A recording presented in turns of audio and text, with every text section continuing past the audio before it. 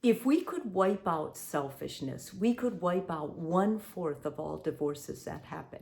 When, as a therapist, when I'm counseling a couple who is on the verge of a divorce, selfishness is there in placement of love. It's impossible to be in love and have selfishness at the same time. However, we're all prone and we all have times when we're selfish. If you don't believe it, have a baby. When you have a baby, you'll see selfishness in yourself you never thought existed, and you'll see it even more clear in your partner. Although selfishness is normal and it happens to all of us, when you're married to someone who is excessively selfish, it will start destroying your relationship. It begins destroying it because the love is gone. When you feel like the person no longer values their part in a relationship or is no longer willing to do their part in a relationship, you start feeling lonely. You start feeling bad about yourself, and like you're in a marriage with someone that doesn't love you. So in an effort to help all of you who are living with a partner who is excessively selfish, I think this is a worthwhile video to sit down and watch it as a start to the discussion about selfishness. So each person in the relationship can actually work against their selfish tendencies, because out of everything you can improve, the one characteristic that you really need in a healthy, tight marriage is generosity. Generosity with finances, generosity with spirit, and generosity with love. And when you're selfish, there is no generosity. So I'm going to go through how you know if you're in a relationship with someone who is excessively selfish, because I think that word is thrown around a lot in arguments, but no one really talks about it. I think a lot of couples are afraid to really face it, face their part in enabling it, and they push it under the rug. So here's how you know if you're married to somebody who is excessively selfish. The first thing, they expect you to clean up their mess. They're privileged. They were raised that way. They think they're better than you. They don't have to clean up the mess. They don't know who does it. They don't care. They lecture you about your duties. When somebody is specifically, the woman does this, the man will do this, then you know you're with somebody who, and they lecture you about what you're failing your part. That's really a selfish act. All that matters is their comfort. They always come first. Your life is filled with their decisions. If you're looking at your life right now, your mortgage, your house payment, whatever, and you're wondering, how did we get here? Well, you're married to somebody selfish who made the calls and you went along with it.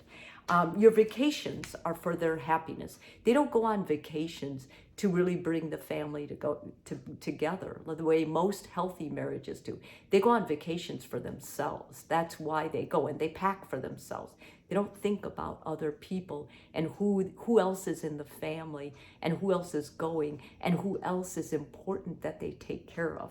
They lecture about savings, but they don't follow their own advice. They demand physical intimacy.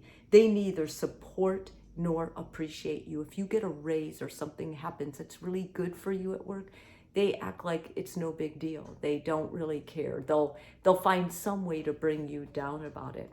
Selfishness, many forms of it are in the DSM-5, but the very act of selfishness is not. And that's because it runs parallel with some mental illnesses. However, you don't need a mental illness to be selfish. Sometimes selfishness comes from how you're brought up and the kind of family you grew up in. So I usually begin there with couples saying it's important you understand where your partner first began this selfish thinking. And the first thing is childhood experiences. Some kind of trauma can happen in a child's life. If they were neglected or their parents were abusive or their parents talked over them all the time, the child can grow up thinking this is normal, and they will be the same way. They will model those behaviors. And if you're feeling like you're living with that child's past now, who is now your partner, I think it's important that you talk about this, about how they grew up, and then this would be a primary to get help with a therapist with.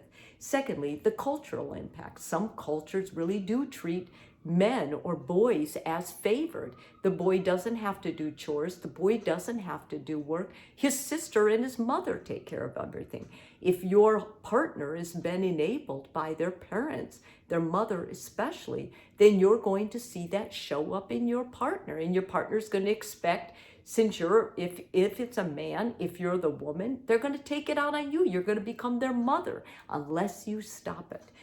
Past failed relationships. Maybe they felt like they were a really good person in a past relationship and they got used and abused. And so those kind of people, many times what they'll do is they'll pass that on in their relationship. They'll take advantage of you. They'll say, well, it doesn't really matter what I do. It's just that we're here together now, but how much I'm involved has no bearing, which isn't true. And once again, you guys are going to have to talk about this.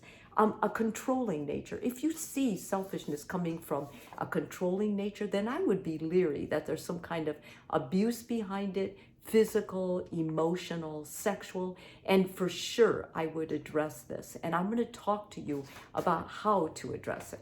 Okay, the first thing is you need to be aware of it. You need to be able to say to yourself, okay, my partner is excessively selfish and I'm not putting up with this anymore. Like, I have a boundary. This isn't healthy.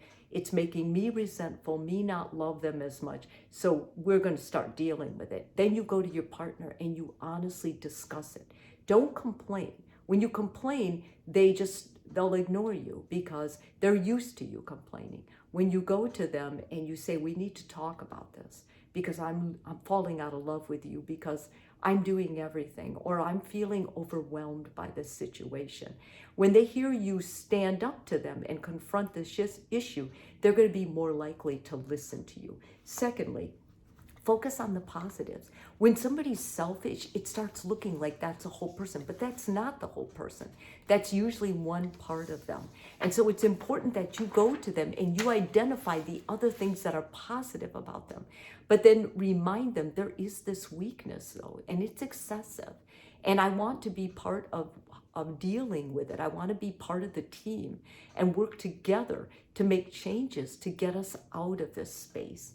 Next, let them take responsibility. If you do everything for them, you're becoming part of the enabler.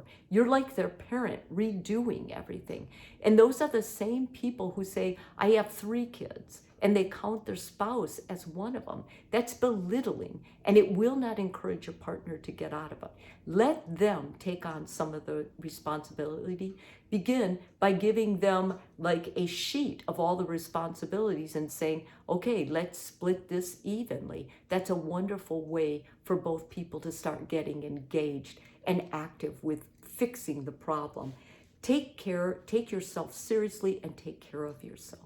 When you take yourself seriously that this is a problem, that you shouldn't ignore it anymore, that you're not being a bad partner because you're bringing it up, but you're being a helpful partner, when you begin thinking that way and acting on those words, you're starting an action plan that's going to actually be a positive in making the selfishness stop. Speak up. You need to use your words now. You need to quit hinting with eye rolling, sighing, doing other passive aggressive behaviors. Use your words and tell them.